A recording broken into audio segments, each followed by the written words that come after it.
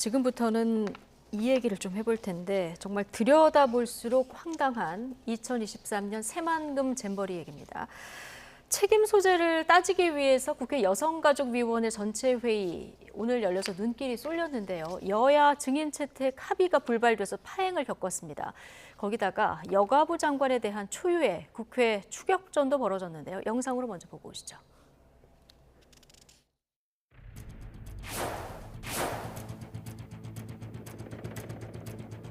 장관이 출석을 안 했으면 몰라도 국회에 와서 상임위원회에 출석하지 않는다는 게 말이 되는 겁니까?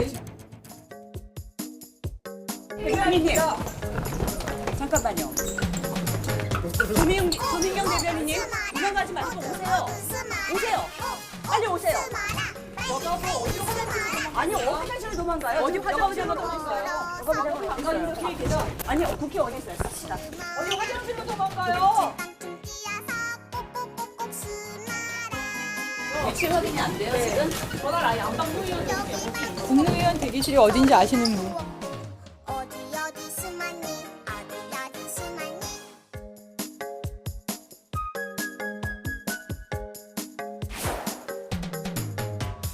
꼭꼭 숨어라. 네.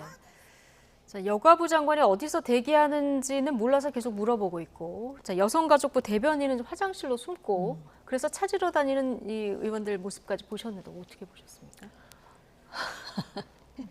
국무위원 대기실에 없었나 봐요. 네. 그리고 대변인은 왜 그렇게 도망을 다니는지 저도 잘 이해가 안 돼요. 진짜 옆에 있으면 한번 물어보고 싶고, 또 국회의원들이 총출동해서 저렇게 쫓아다니면서 마치 또 색출하듯이, 그런데 이제 사진 기자들에 의해서 저 동영상이 그대로 적나라하게 찍히니까는 정말 누가 그러더라고요. 모 방송의 러닝맨보다도 재밌다. 이런 얘기를 할 정도로 지금 코미디 같은 상황을 연출했는데, 사실은 이 새만금 잼버리 때문에 참 나쁘끄러운 일이 많았습니다. 그나마도 마지막에 소위 우리나라의 그 K-팝 아이돌들에 의해서 공연을 함으로써 그 참가한 사람들의 어떤 불만을 좀 완화시키고 우리 나라에 대한 이미지를 좀 개선하면서 좋은 이미지로 이제 보냈다라고는 하지만 사실 그 개최와 관련해 가지고 우리가 따져봐야 될 일이 한두 가지가 아닙니다.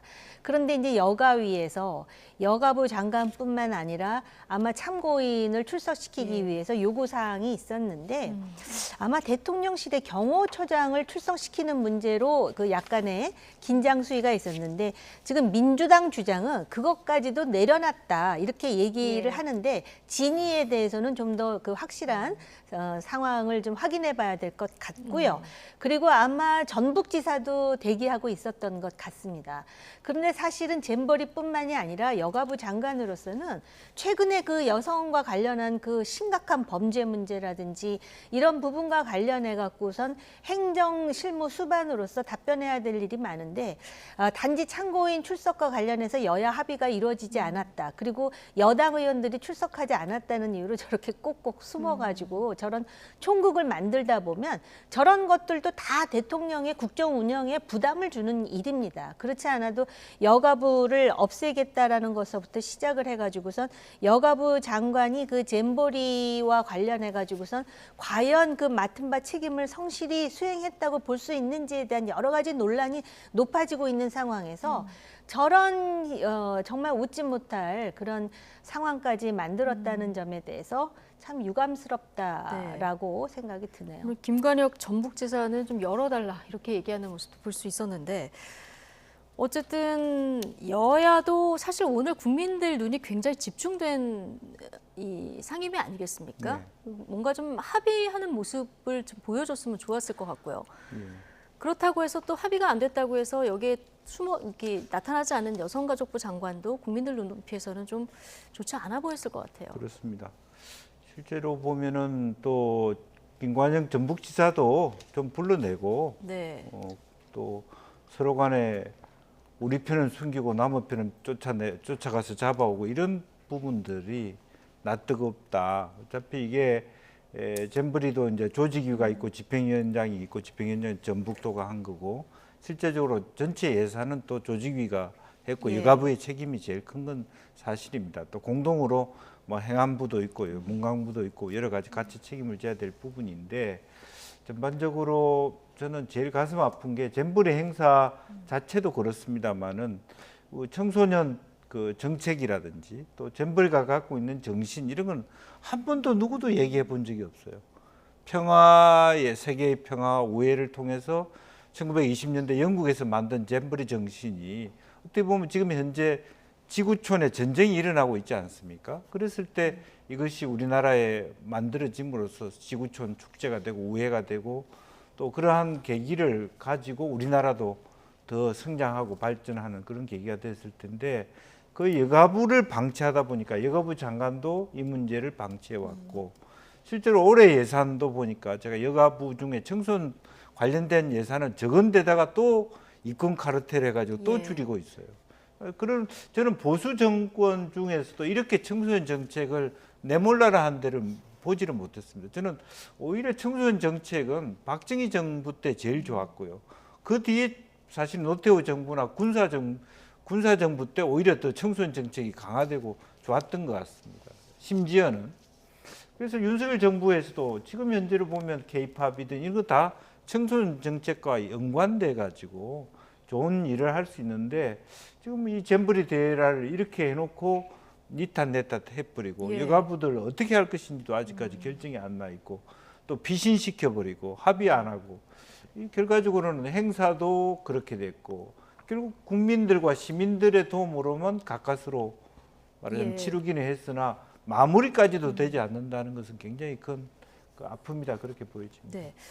근데 원래 국무위원들은 격리에 이렇게 대기하다가 여야가 합의될 때만 출석하는 건 맞습니까? 예, 보통 그게 지금 그 관례긴 말씀을 하니까? 드리려고 하는데 그게 예. 관례라고 합니다. 그래서 지금 여가부 입장에서는 참고인 합의가 되지 않아서 여당 출석이 확정되지 않았기 때문에 국회에서 출석 대기 중이다라는 입장을 밝혔거든요. 네. 그래서 그 말씀을 드리려고 그랬고요. 단지 그러면은 대변인이 굳이 그렇게 화장실까지 마치 또 그 숨어 들어간 것처럼 또 여당 의원들이 막 그 매도하다시피 지금 쫓아가가지고 무슨 야당 의원들이요. 예, 야당 의원들이죠. 그런 그 총국을 만들 필요가 없었을 텐데라는 생각이 들고 국무위원 뭐 대기실에 이럴수록 더 나와서 설명을 해야 된다는. 그렇습니다. 아니면은 대기실에 앉아 있으면서 관례상 여야가 합의를 하면 나는 들어가서 그 잼버리에 대해서도 충분히 설명을 하고 또 어떤 부분에 대해서 책임을 느끼는지에 대해서 소명하겠다 이렇게 했으면 좋았을 텐데 아마 그 국무위원 대기실이 어디 있는지 몰라서 못 찾아간 건지 아니면 그 대기실에도 없었는지 네. 그런 부분은 아마 언론 측에서 좀 확인해 봐야 되지 않을까 싶습니다. 어쨌든 국민들은 정말 초유의 숨바꼭질까지 지켜보는 이런 사태가 됐는데 새만금 잼버리가 158개국 4만 3천 명이 참석한 굉장히 큰 행사였는데요. 저희 YTN이 운영이 얼마나 주먹구구식으로 이루어졌나 이걸 하나씩 지금 들여다보면서 단독으로 보도를 해드리고 있는데 일단 납품 계약이 어디랑 체결됐나 이걸 살펴봤더니요. 굉장히 황당하게 계약이 이루어졌더라고요. 이미 어제 보도가 나갔었는데 간식 공급 계약을 사무기기 판매업체랑 했고요. 상징물을 제작하는 업체를 어디랑 계약했냐. 그래서 저희가 들여다봤더니 속눈썹을 시술하는 업체와 계약이 됐어요. 그리고 이제 다 끝나고 나면은 이게 어떻게 됐는지 백서를 발간해야 되는데 이 백서 발간 업무는 도청 내 문구점과 계약을 했다. 이게 사실 저희가 보도하고도 맞는지 굉장히 황당한 부분인데요. 네. 어떻게 보십니까? 사실은 뭐 그래놓고 또 일부 보수 쪽에서는 이 계약 당사자들 알고 보니까 다 민주당 당원들이더라. 예. 이렇게 또 공격을 할 거예요. 아마 전라북도에 계시는 분들이 상당수 민주당 당원들이니까 그런 또 입금 카르텔을 얘기할 건데 아픈 부분이고요. 또 하나는 더 큰 것은 사실은 이 장소 자체 일본만 하더라도 다른 아니지만 부분적으로는 재활용을 했단 말입니다. 건물을 예. 지어놓고. 근데 지금 이게 부실할 수밖에 없는 게 이것은 농업용지 위에서 했기 때문에 처음부터 조금 지어놓고 바로 다 해체한다는 전제에서 시작했기 때문에 부실이 예상될 수밖에 없고 예. 또 그런 상태에서 이런 일까지 오다 보니까 뭐 총체적 난국이 되었다라고 보여지고요.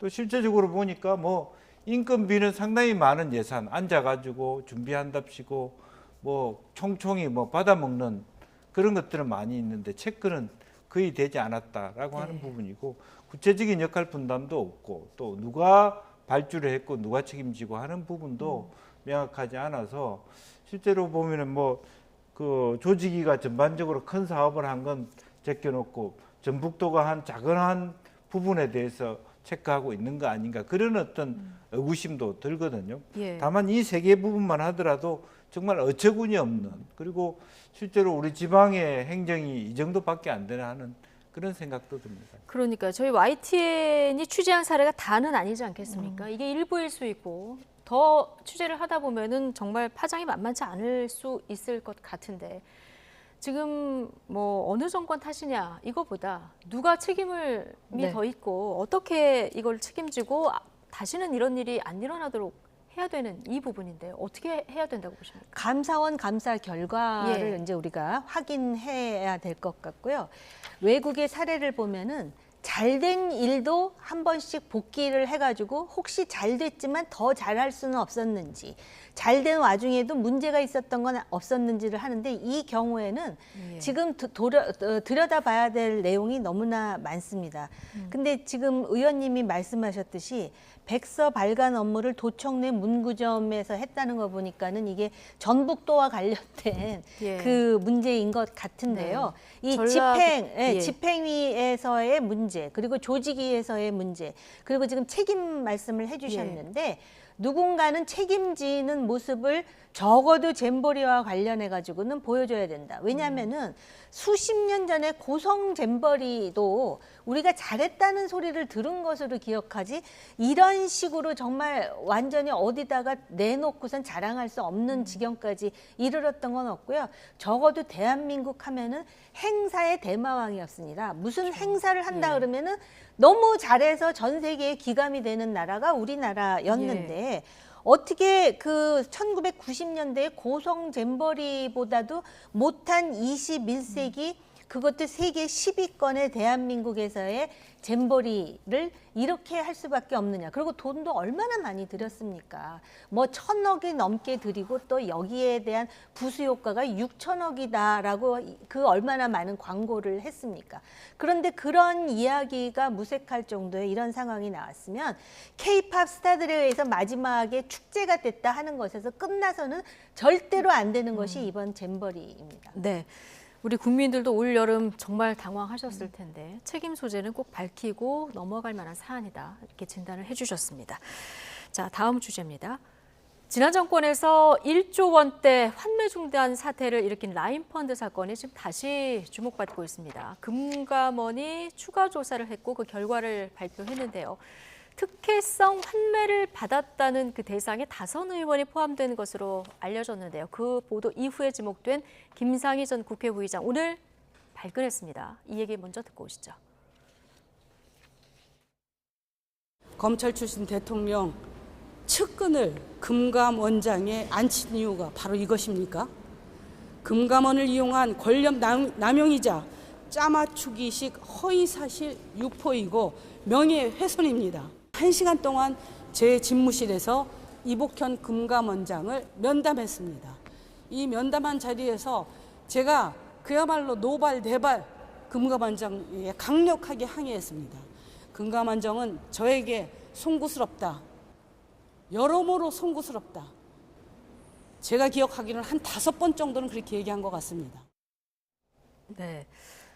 오늘 금감원장과 면담을 한 뒤에 김상희 의원이 저렇게 기자들 앞에서 얘기를 한 건데요. 일단 그 지금 금감원하고 김상희 의원하고 지금 사과를 한 5번 정도 했다고 하는데 금감원하고 얘기가 좀 달라요. 그렇습니다. 금감원은 금감원장이 김상희 의원실에 간 건 맞다. 네. 그러나 사과한 적은 없다. 이렇게 얘기를 하고 있고요. 그래서 기본적으로는 뭐 지금 뭐 이것이 중요한 것이 아니라 과연 자기 돈이 돌려받은 그 과정 자체가 얼마나 형평성에 맞는가라고 하는 거고요. 예. 또 근본적으로 보면 결과적으로는 그 추미애 장관이 이 금융수사본부를 남부지청을 예. 해체함으로 인해서 라임 사태를 수사 안 하려고 했던 부분이 다시 부활되면서 다시 재개됐는데 예. 그 부분에 따라서는 뭐 민주당 의원 입장에서는 민주당을 잡기 위해서 뭐 이쪽만 겨냥한다라고 할 수 예. 있습니다만은 어쨌든 오늘 여러 가지가 돈을 돌려준 대상자까지가 언론에 나왔습니다. 예. 뭐 농협 또 김부겸 뭐 총리의 자녀 가족들 또 김상희 의원 이렇게 몇 개의 펀드가 이제 두 종류의 펀드가 얘기되면서 이렇게 구체적으로 나왔기 때문에 내일이나 모레 가서는 보다 구체적인 이야기들이 나올 수 있을 것 같고요. 무엇보다도 결과적으로는 왜 그 사람들만 미리 한 달 전에 돈을 돌려받게 되었는가라고 예. 하는 부분에 대해서 이게 지금 뭐 굉장히 뭐 수천 명, 5천 명 가까운 피해자가 있는 큰 사건이라 1조가 넘는 사건이라서 그냥 일반 그 피해자들이 이 문제를 그냥 넘어갈 수는 없을 것 네. 같고요. 또 김상희 의원도 본인이 억울한 부분이 있다 하더라도 국회의원이었기 때문에 이런 특혜를 받은 부분이 있다라고 하면 이렇게 큰 소리치고 뭐 예. 금감원장이 뭐 송구하다고 했다 이렇게 얘기하면서 진압하기는 어렵다 그렇게 보여집니다. 네, 지금 보시는 것처럼 김상희 의원 금감원 로비 바닥에 앉아서 지금 농성을 하는 모습도 보셨는데요. 자, 금감원은 라임 펀드 사태는 기본적으로 유동성 문제, 그러니까 자금이 부족해서 돌려줄 수 없었는데 이게 정상적 환매가 불가능했는데 그런데 이제 몇몇은 돌려받았기 때문에 이게 특혜다 이런 입장 아니겠습니까? 네, 그래서 김상희 의원은 금감위원장이 송구스럽다라는 말을 5번 정도 얘기했다 그러는데 금감원에서는 그 브리핑과 관련된 언론 보도 내용을 그 입장을 청취했지 사과나 유감 표명을 한 사실이 없다. 네. 또 이렇게 얘기를 하니까 누구 말이 맞는 것인지 이것도 이제 네. 진위가 확인돼야 하는 일 아니겠습니까? 그렇죠. 김상희 의원으로서는 지금 본인이 억울하고 또 그렇게 환매를 받은 사람이 자기 말고도 여럿 있다 그러지만은요. 이 피눈물을 흘리는 피해자들이 부지기수였습니다. 그리고 그 스타 모빌리티의 김봉현 회장인가요? 그 뇌물 준 문제 또 뭐 탈옥한 문제 때문에 얼마나 시끌시끌했습니까? 그럴 뿐만 아니라 라임 사태 그러면은 또 제가 굳이 여기서 이름은 지명하지 않겠지만 네. 민주당의 정치인들 얘기가 또 나오지 않습니까? 사실 지난 정권에서 이 라임이라든지 옵티머스라든지 디스커버리와 관련해 가지고 무슨 일이 있었는지 그 진실이 뭔지에 대해서 정확하게 그 확인이 됐다라고 보기 어렵습니다. 그래서 실제로 그런 상황인데 어찌됐든 본인이 뭐 2억을 투자했는데 몇 천만 원 손해받고 1억 몇 천만 원들 돌려받았다 하지만 환매가 됐다는 거 아닙니까? 예. 근데 그거 못 해가지고선 평생 모은 재산을 몽땅 잃고 지금 그것 때문에 그 소위 서민들, 개미 투자자들이 이러한 상황에 대해서 과연 김상희 의원을 보면서 어떤 그 심정일까를 한번 돌아보셨으면 하는 생각이 듭니다. 예. 그러니까 이 모두가 돌려받지 못한 시기에 환매를 받은 거지 아니면 뭐 그 전에 좀 그 환매가 했는지 시점도 좀 정확히 나중에 들여다봐야 될 것 그 같긴 전에 한데. 한 것으로 받은 것으로 지금 언론을 봤는데 다시 네. 한번 확인해야 될 것 같습니다. 네, 다시 한번 이건 좀 확인을 해야 될 것 같고요. 어쨌든 라임, 옵티머스, 디스커버리 이 사모펀드 네. 여기에 대해서 이복현 금감원장이 취임할 때도 좀 들여다보겠다 이런 의지를 밝혔는데 네. 이거 지금 검찰 재수사 신호탄이라고 봐야 될까요? 신호탄이라고 봐야 되겠죠. 예. 또 기본적으로 보면 이제 그동안의 금융 범죄 뭐 그런 것들이 뭐 라임 옵티머스 이게 그 결과적으로는 문재인 정부 안에서 계속 논의가 됐는데 실제로 추미애 장관이 억지로 수면 안으로 집어넣은 것이고 또 그런 부분에서 중요한 한동훈 장관이 얘기한 것처럼 사실은 그와 같은 그 기능들이 단순히 하루아침에 그런 어떤 수법에 대한 조사를 검사들이 가질 수 있는 시간들이 꽤 요한다 그래요. 네. 단순히 뭐 수사해봐라고 수사되는 것이 아니기 때문에 그런 부분에 대해서 다시 부활한다는 의미를 갖고 있지 않느냐 그렇게 보여집니다. 근데 이 부분과 예. 관련해서 간단하게 하나 더 짚고 넘어갈 거는 제가 아까 민주당 정치인들에 대해서 그 3명이 있습니다. 얘기를 했는데요. 그 검사 접대받은 것도 사실 라임 사태와 관련해가지고 네. 얘기가 나오지 않았습니까? 네. 그래서 뭐 술집에서 했는데 지금 2심에서도 무죄 나왔다는 그거는 다 거예요. 무죄로 나오고. 그런데 네. 이 무죄 나온 것에 대해서 국민적 상식으로는 그거 고개를 끄덕일 수 있을까? 제가 어찌됐든 간에 이러한 문제와 관련해서 상식적으로 좀 형평성을 우리가 견제해야 된다는 차원에서 요거를 간단히 짚어드렸습니다. 네, 알겠습니다. 자, 수사가 어떻게 되는지 보고요. 아, 너무 무거운 얘기들만 해서 오늘 금요일이니까 좀 마지막에 좀 숨 쉴 수 있는 그런 얘기를 잠깐 짧게 할 텐데 10월 2일이 임시 공휴일로 지정이 될 것 같아요. 그러면 6일 정도 네. 휴일이 보장이 되는 거죠? 네. 뭐 6일 정도 되면 상당히 그게 이제 내수 진작의 효과라든지 또 편안하게 뭐 반은 놀고 반은 좀 더 준비해서 쉬어갈 수 있는 여러 가지 어떤 개인에 따른 다양한 어떤 계획을 세울 수 있는 부분이고요. 또 그래서 그것이 이제 임시 공휴일은 아시는 바와 같이 대체 공휴일하고 다릅니다. 네. 대체 공휴일은 사실은 공휴일이 일요일이 걸렸거나 이렇게 휴일이 됐을 때 다른 날짜를 잡는 데 비해서 이번은 그 징검다리 공휴일 사이를 임시 공휴일을 예. 했기 때문에 아마 이번에도 상당히 많은 긴 휴가 동안에 외국에 많이 가시기도 하고 또 예. 고향을 가기도 하고 다채로운 어떤 휴가 활동이라 또 경제 활동이 있을 수 있지 않겠나 네. 그렇게 기대가 됩니다. 6일 쉰다면 대부분이 좋으시지만 이 와중에 뭐 이 쉬는 날이 많아지는 걸 또 싫어 더 이렇게 어렵게 생각하시는 분들도 있는 상황이긴 한데 어쨌든 이렇게 연휴가 쭉 이어지면 내수 진작 효과는 뭐 좀 기대해봐도 되겠죠. 이제 아마 그런 것도 고려해가지고선 임시 공휴일 그 주가 유난히 다른 그 연휴에 비해서 유난히 공휴일이 그리고 뒷주에 또 이제 뭐 한글날 뭐 해가지고 또 그렇죠. 연휴가 있더라고요. 그래서 그 원하는 대로 내수 진작도 되고 또 그동안 그 여러 가지 시름에 잠겨 있던 우리 국민들이 이 하루의 휴식을 통해서 재충전이 되면 좋겠죠. 네. 하루 휴식을 통해서 연휴를 좀 보장받아서 쉬면 좀 재충전이 되면 좋겠다. 네. 자, 마지막에는 좀 이렇게 좀 헐렁한 소식으로 전해드렸습니다. 정호김, 김영주 전 직원 두 분과 함께했습니다. 고맙습니다.